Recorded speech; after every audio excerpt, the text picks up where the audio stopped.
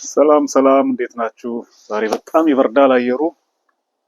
እንግዲህ ያው ወደ ክረምቱ እየገባን ነው። ያው ገብተናል፣ ግን ያው በረዶ የሚጀምርበት ወቅት ነው አሁን።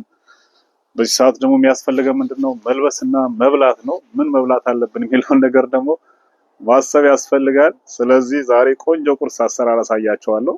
ያው በቆሎ ነው። በበቆሎ ፍርፍር አድርገን እንዴት በቆሎ መብላት እንችላለን። በቆሎ በተለያየ መንገድ መስራት ይቻላል።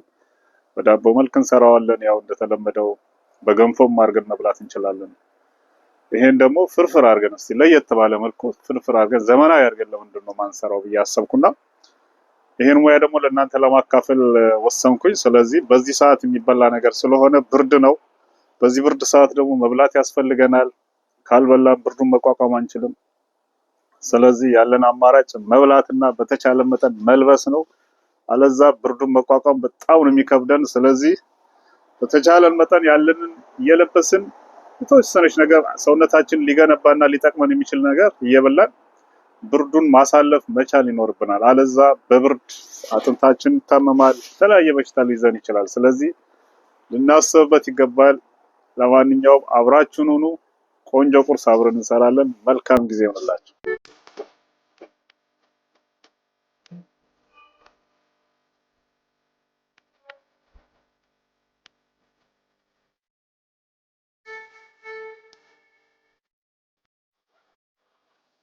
እንደምታዩት እዚህ ጋር ያለው ግብአት ተጠቅመን ነው ቆንጆ የበቆሎ ፍርፍር የምንሰራው። እዚች ጋር የተከተፈ በአረንጓዴና በቀይ ቃሪያ አለኝ። እዚህ ጋር ደግሞ ሽንኩርት አለ በደቃቁ የተከተፈ። እዚህ ጋር ነጭ ሽንኩርት፣ እዚህ ጋር የቲማቲም ሶስ፣ እዚህ ጋር ደግሞ በዋነኝነት የምንሰራበት የበቆሎ ዱቄት ይሆናል። እንግዲህ ትወዱታላችሁ ብዬ ገምታለሁ። በጣም አሪፍ ነገር ነው። በጣም ይጣፍጣል። ስለዚህ አብራችሁን ሁኑ፣ ተከታተሉ። ከኔ ጋር ከሆናችሁ ታተርፋላችሁ። መልካም ጊዜ። እንግዲህ የመጀመሪያ ስራችን የሚሆነው ምንድነው? መጥበሻችንን አግለን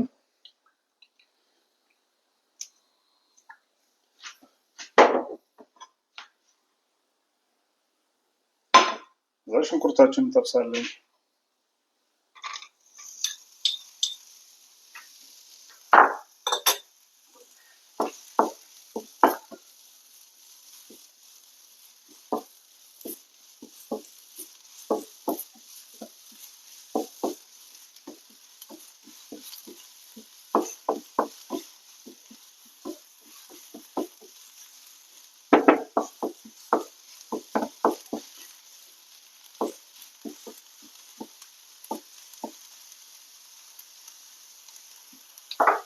ሽንኩርታችን ትንሽ ከበሰለ በኋላ ነጭ ሽንኩርት ከላዩ ላይ እንጨምራለን ማለት ነው። ከዛ አብረን ጥብስ ማድረግ የበለጠ ቴስት ይኖረው። ሁለቱ አንድ ላይ ተጠብሰው ይበስሉ።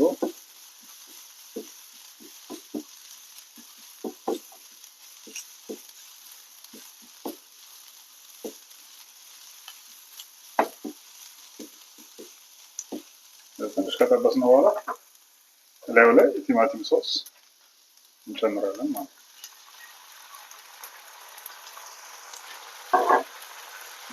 ቲማቲም ሶስን አንድ ላይ መጥበስ።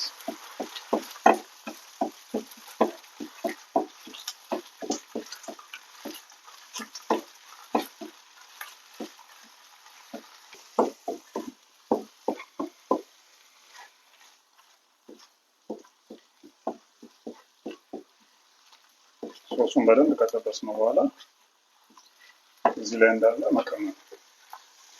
ይህ ቁንዶ በርበሬ የተጠቀምኩት፣ ብላክ ፔፐር፣ እናንተ ኮረሪማ መጠቀም ትችላላችሁ። ከዛ ደግሞ ጨው፣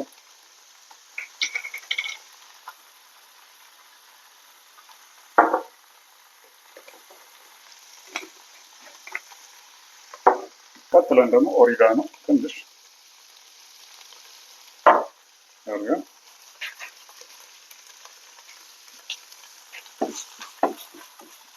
ከዛ አብረን አዋህደን ጥብስ ማድረግ።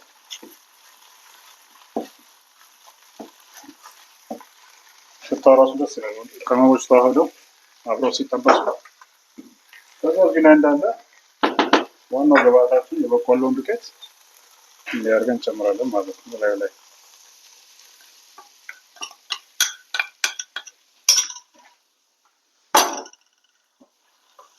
አብረን ማመስ።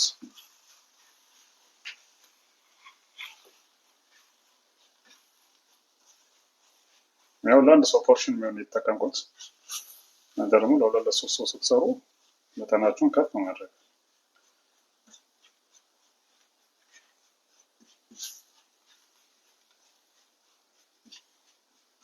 ቪዲዮ ላይ ጽፍላችኋለሁ ኢንግሪዲየንቱን እና የተጠቀምኩት ብዛት እዛ ላይ ጽፍላችሁና መጠኑን በዛ መጠን ታደርጋላችሁ ማለት ነው። እንዲህ አድርገን አብረን በደንብ አድርገን አመስ ካደረግነው በኋላ ምክንያቱም ዱቄቱ መብሰል አለበት። በኋላ ስንበላው የዱቄት ቃና ስለሚኖረው ሌላ ቴስታችንን ያበላሽብናል። ስለዚህ መጀመሪያ ከሶሱ ጋራ በደንብ አድርገን አዋህደን እንደዚህ አድርገን ዱቄቱን ማመስ። ከዛ በኋላ ያበሰልነው ማለት ነው ዱቄቱን። ከዛ እዚህ ላይ እንዳለ ምን እናደርጋለን? እዚህ ጋር ለብ ያለ ውሃ አለኝ። ቀስ እያለን እየጨመረን አብረን ማሸት ነው። ፍርፍር ይልልናል ማለት ልክ እንደ እንቁላል ፍርፍር።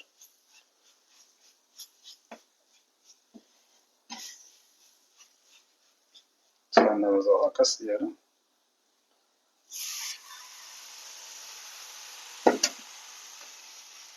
ጨምረን ማመስ። እንደዚህ እሳታችንን በጣም መቀነስ ይኖርብናል መጨረሻ ላይ። ለምን ድርቅ ሲል ስንበላው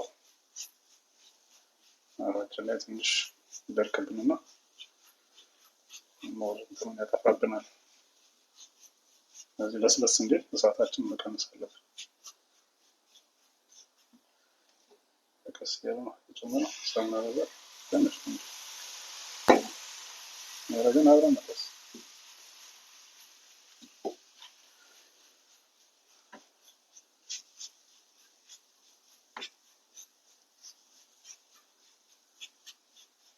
ከዛ ሁሉም እንደዚህ መያያዝ አለበት።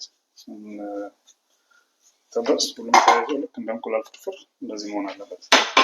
በኋላ ስንበላው ላበላል ቀለል እንዲለን በሹካም በማንኪያ መጠቀም ስለምንችል ያደርግና እዚሁ ላይ እንዳለ እዚሁ ላይ ትንሽ የተነጠረ ቅቤ አድርገን አብረን እናዋህደዋለን ማለት ነው። ቅቤው ሞር የተለየ ጣዕም ይኖረዋል። ቅቤው በደንብ ሲዋሃድ ይበቃዋል። አሁን ጨርሰናል ማለት ነው።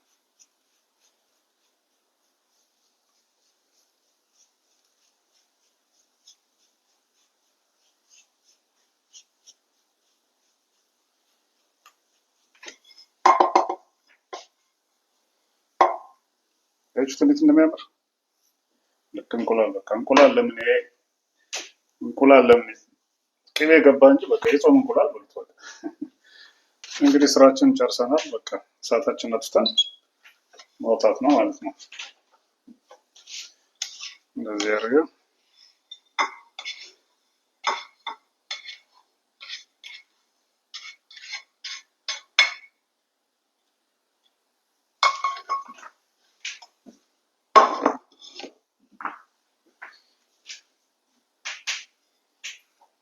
እዚሁ ላይ ሊከር ማድረግ። አይን አይደል ቀድሞ የሚበላው ውበት እንዲኖረው በቀይና በአረንጓዴ ቃሪያ ቅድም የከተፍነው እንዲያርገን እናቀርበዋለን። እዩት እንቁላል ለምን በጣም የሚያምረው። በጣም ምርጥ ቁርስ ሞክሩት። በቀላሉ በአጭር ሰዓት ውስጥ የሚሰራ ጊዜ የማይፈጅ ምርጥ ቁርስ፣ ምርጥ ጠቃሚ ነገር ሞክሩት። በበቆሎ እንደዚህ አይነት ፍርፍር ሰርተን መብላት እንችላለን። ቫራይቲውን ለመቀየር ነው። በቆሎ ብዙ አይነት ነገር መስራት ይቻላል። ገንፎ አድርገን መብላት እንችላለን፣ ቅድም እንዳልኳችሁ በዳቦ መልክ። ግን ይሄ ደግሞ ለየት ያለ ነው። እንደዚህ አድርገን ጠብሰን ልክ እንደ ፍርፍር ቫራይቲውን ቀይረ ስንበላ ምግቡም አይሰለቸንም። በተለያየ መንገድ ሰርተን ተመሳሳይ ጥቅም ማግኘት ነው ዞሮ። ስለዚህ ሰውነታችን በሚፈልገው መልኩ እንደዚህ አድርገን ሰርተን ከበላን ብዙ ጥቅም እናገኛለን ማለት ነው። ስለዚህ በጣም ምርጥ ቁርስ ነው። ሞክሩት። ከወደዳችሁት ላይክ፣ ሼር አድርጉ እንደተለመደው። በተረፈ አዲስ ለተቀላቀላችሁ ሰብስክራይብ ላደረጋችሁ በሙሉ እጅግ በጣም እናመሰግናለን። ቤተሰብ ስለሆናችሁ ደስ ብሎናል። ስለዚህ በቀጣዩ ሌላ ቪዲዮ እስከምንገናኝ ድረስ መልካም ጊዜ እንዲሆንላችሁ የተመኘው፣ አስተያየታችሁ ድጋፋችሁ አይለየን እንላለን። በተረፈ መልካም ጊዜ፣ ቸር ሰንብቱልን። መልካም ቁርስ